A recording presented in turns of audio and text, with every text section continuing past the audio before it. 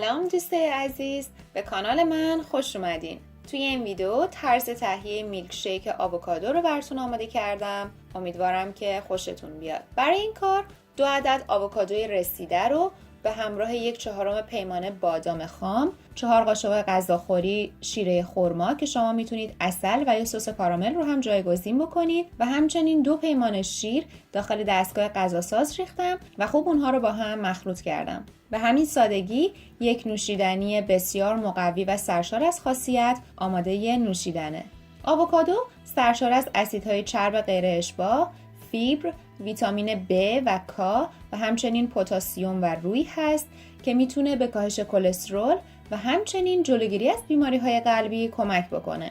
امیدوارم که حتما این شیک خوشمزه رو درست کنید و لذت ببرید. همچنین خوشحال میشم که این ویدیو رو لایک کنید و اشتراک بذارید، سابسکرایب کرده و عضو کانال بشید.